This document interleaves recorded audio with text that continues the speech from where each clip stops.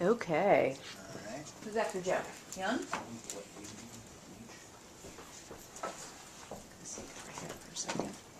Hi. Hi. So I learned that you have 14 years of reporting experience. So what's your biggest challenge for you as a reporter? The biggest challenge, yeah, I think it's still, I think it always will be, and I think it probably is for most reporters, is that, there are three things you have to do, and you have to do well, and it's be objective, be fair, and be accurate. And so every story you go into, I think you should be conscious of those three things, and I think that's the challenge every reporter faces on every single story. Okay, thanks. So what's your advice for young aspiring reporter? Again, I would say get an internship. I think that that's going to be critical. And again, because you can build a resume that way, and you have something that you've actually done that's been, part of the professional world. So I think that would probably, again, be my biggest piece of advice. Network, maybe get business cards, stay on top of social media. Again, clean up your social media. If there are any crazy photos out there, you don't want that. But yeah, that's my biggest advice, just starting out. Okay, thank you. You bet.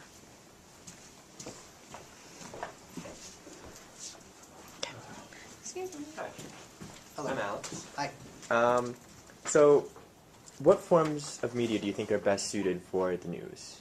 Do you think there's any one in particular, or? I think that each one is different and serves a purpose. I think that print, you can go back, you can reread it if you really want to understand something. They can dive deeper into an issue because there's just more space, so that they can cover something a little more thoroughly. I think that television, you get the visual side of the job, which in some ways, like that one shot that I was talking about earlier on of the overcrowding in prison, it could take hundreds of words to really describe what you're seeing with that one image. Right. So I think both are very important to educating the public. And now, I mean, social media, there is this sort of rush to get information out there. Social media fills the sort of I want it right now, or I can see it right now, and it's almost sometimes, the media sort of force feeds what you're getting out of the news. But that role is to then drive people to the paper, drive people to the broadcast. So that's an important part of the business as well now. Great. And so how's your background in print kind of affected how you operate in broadcasting? Do you think there's any? It's all sort of the same in that you still have to find sources, cultivate sources, call them, pick their brains, have them point you in the right direction to get the information that you're going to need to tell the story, and characters. So all of us work in the same way, and particularly though in television, you need the character, because if I start, here's an example, say UVM Medical Center is working on a new vaccine. So if I started it with UVM Medical Center is working on a new vaccine for the Zika virus. It does this, and it is making children sick. Okay, all right, fine. Some people may be interested in the Zika virus. But if I started it out with Sally Smith was devastated when she gave birth to a baby, affected by Zika virus. You care about Sally Smith then. And then you can say, but UVM Medical Center is working on a vaccine to try to prevent this. So if you can develop your story, get the same information out there, but wrap all of that information around Sally Smith, then people at home are going to listen and care about it and suddenly they're like, oh my God, Zika virus, you know? So you can get that with TV more than you can with print. So those are the two differences. But you can dive more deeply into something through print, like the nuts and bolts and how it's built and all of that business can be done well in print, but in television you get sort of a more human side of things. Awesome. Thank you. Yeah. Come here again. Hello, I'm Colin. Hi. So I saw you produced a couple shows dealing with opiate addiction, and what surprised me was that this is a problem that affects all demographics. Why do you think that is? Well, last night we did another story about, it seems as though that there was a massive overprescribing happening that kind of created this country of addicts, frankly. There was a time period in which doctors were told that 0 pain was the threshold, so that if somebody went to the doctor and they were in pain, they were given opiates or opioids until the point where there was no pain, like on that 0 to 10 scale. Well, we've quickly learned now that has an incredibly addictive result.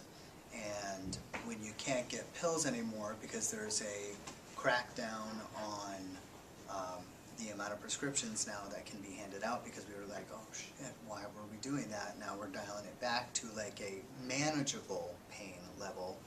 But if you're hooked and you can't get the pills and you can't afford to pay for pills on the street anymore because they're not cheap, heroin is cheap. And that's where we're at.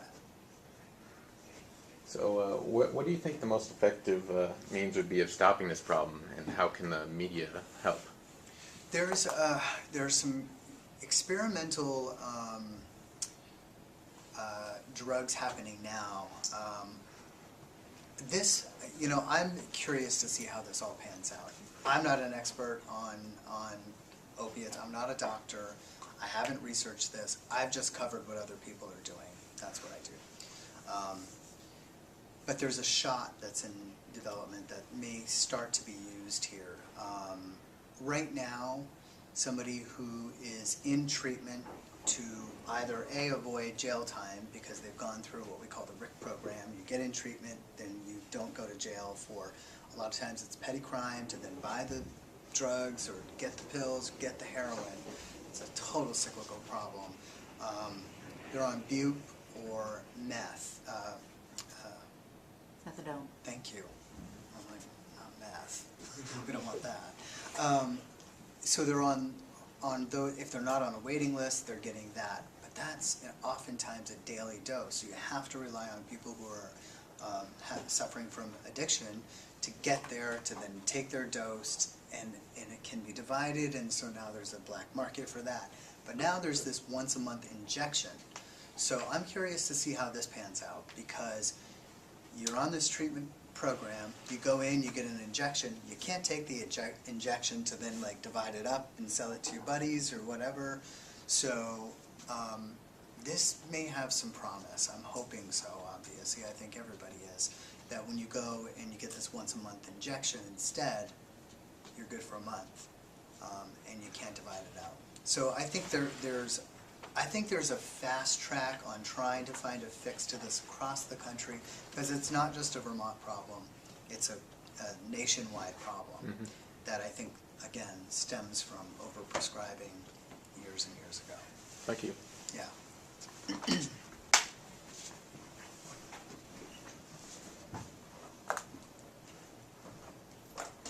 Hi. My question is, what was the most rewarding story you've written? Probably the Mission Afghanistan stories. There was, we were on boots on the ground, as they say, for about 2 weeks, and we pulled 35 packages, long-form stories out of that 2-week period, and again, it ran the gamut from, explosions and people getting hurt to schools for girls and hospitals for kids. So I would say probably that was the most rewarding piece of work that I've done. Okay. And what was the most difficult story you've ever tackled? That one as That well. one as well. Okay. In a war zone. So yeah, I would say that, I mean, just from the fear factor alone. Yeah. That was, yeah, definitely. That's an easy one. My father was, Yeah, the war. he was in the Iraq War, so Yeah. I know too. Yeah, and does he talk much about it? Occasionally. If you bring it up, he doesn't really want to talk about it, but he'll bring up a story every now and then. Yeah, yeah, it's you understand after going there or even hearing from somebody you know or love why these people are coming back with PTSD. The way that he put it was every time a bomb went off, he was either 2 minutes behind or 2 minutes ahead. Yeah, yeah, and that's the thing. It's like while you're over there, it's even if it's not necessarily like anytime you're outside the wire, outside like a base, you're constantly looking. They even put us to work on one of the trips to this place called the Salong Tunnel. It's the highest road tunnel in the world, second highest road tunnel in the world. Every time you went through an underpass, though, they were like, because we're taking up 2 seats, they were down to men or women to protect the vehicle. So we did actually have to do some work while we were there with the military, and it was to look through the turret to make sure because a lot of times they were trying to drop grenades inside that hole. So, not that I would have known what the hell to do, but if a grenade launched in, we were going to have to try to haul it out because we were in the back seat. So, so you're constantly in fear and Yeah. constantly looking over your shoulder. You see why any kind of transition back into a normal life would be difficult for these people who are returning after a year or 2 years. My father still does work over there, so he has to get on a plane every, is it 2 months now? Yeah. It used to be, 2 times out of a month, so it's a lot better. But every time he goes over there, he has to have bodyguards. Yeah, it's crazy. Well, thank you. You bet.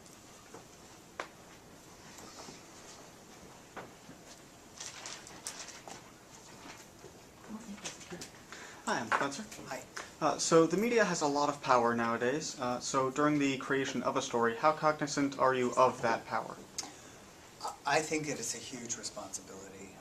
We're lucky that we're locally owned. I think we're one of 5 locally owned left in the country. So we don't have this necessarily corporate media telling us how to cover a story. I think we benefit from that.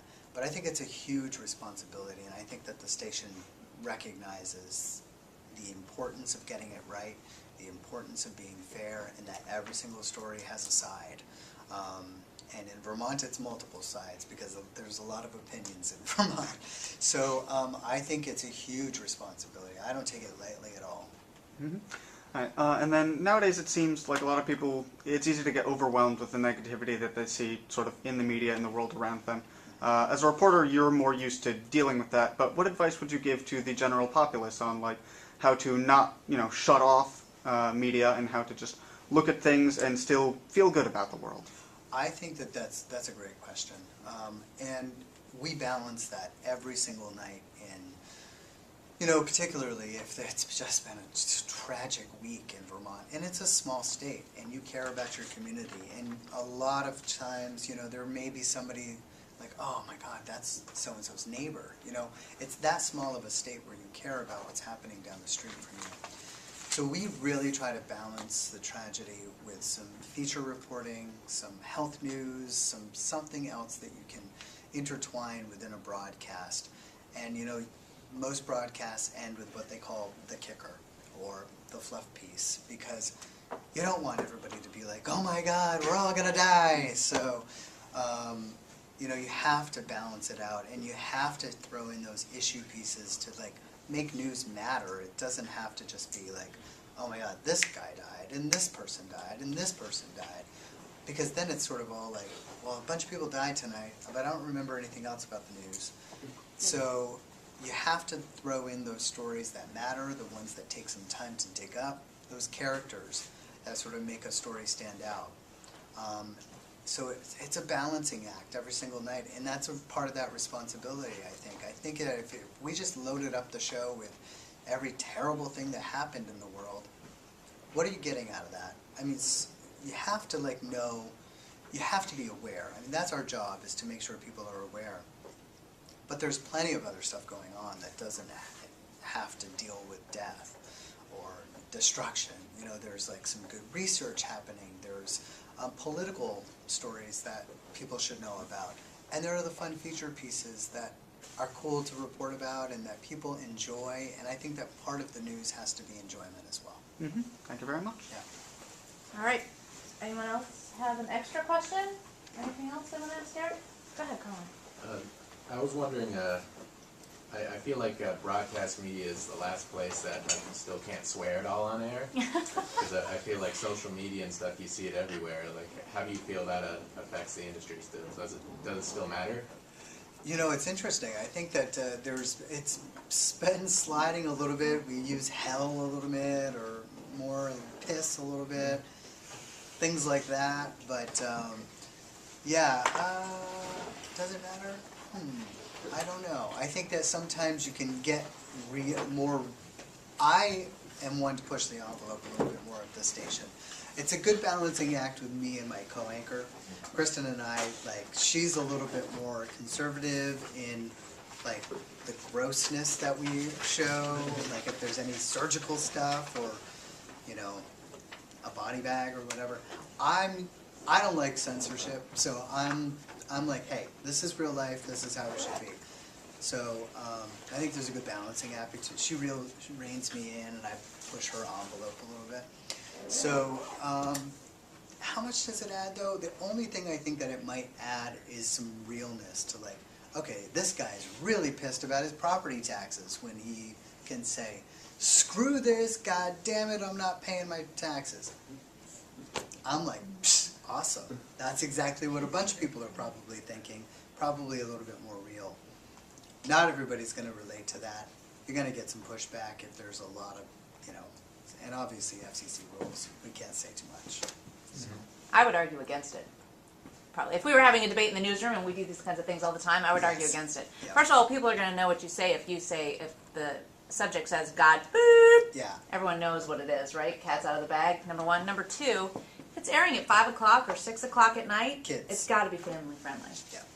You can't discourage people from turning on the news in front of your kids. I think a lot of people, I think personally, don't watch the news because they don't want their kids to know that, you know, people die or that we're at a war, which I think is a disservice to children. Yeah. But This is the kind of thing that would happen in the newsroom, though. yeah, We debate like this all the time, like what's appropriate, and you know, I don't have kids. Christine has kids, so she probably comes at it from a little bit of a different perspective than I do. But this is the kind of conversation that we would have right. over a swear word, over an image that might be disturbing. And sometimes the compromise is, we're about to present this story, we want to warn you some of these images may be disturbing, or some of which are about to hear you might find disturbing. Right. So sometimes that's the compromise in a debate from the people who run the newsroom. And our boss is even more conservative than any of us. So, like, I would say be pro body bag, Darren would be pro body bag, but our email, boom, no body bags. Yeah. Like, It's- okay, we're not doing body bags. And it depends on it's sort of a story by story basis. a True. lot of times. Yes, of course. So. All right. Dee, we have just a couple minutes left. You mentioned social media. Obviously, this generation is all about social You media. guys heard of social They've heard of social media. They tend to be active. What is this social media you speak of? So you talked about cleaning up the profiles, etc., obviously, which is true, clean it up. But also, in terms of media, journalism rather, and a strategy, what is, anyone can post or tweet or whatever, but what is a strategy prior to tweeting or posting? What should people be thinking about prior to doing those things? Well, I can speak from experience at the station. Like if I tweet out something that has just one sort of fact, I like to have a link. Is this what you're going? Sure. Going? So I like to have a link. I'll contact Tracy over in our web department to say, hey, here's the deal. Write up a story. I'll link to that. That way our Twitter feed gets it. She can retweet it, drives people to our website. She then can drive people to our broadcast. So that's a little more complicated than for what you guys would be doing, because it's all about cross-promotion in using social media with us. But I think if you guys have any blogs, if you guys are blogging at all, tweeting, Facebooking is a great way to throw out a little information. Don't just say, hey, watch my, if I've got a YouTube channel, watch my YouTube channel, or hey, read my blog. Throw out a little nugget, like, did you hear Champlain College is laying off, UVM is laying off 50 people. Read more about it on my blog. I think that it's a very useful tool in that way. And get a resume together. Be like, you can tweet out some things to folks and say, link to it. Say, whatever your expertise may be or what you think your strong suit is, like, I cover politics really well in Burlington because blah, blah, blah. Be like, here's proof. Little tease like that, and then you could link to some of your writing. But use it as a tool to link to some interesting things that you like, or yourself. Is that where you were going with us? Yeah, sure. Okay. Anyone else? All right. So for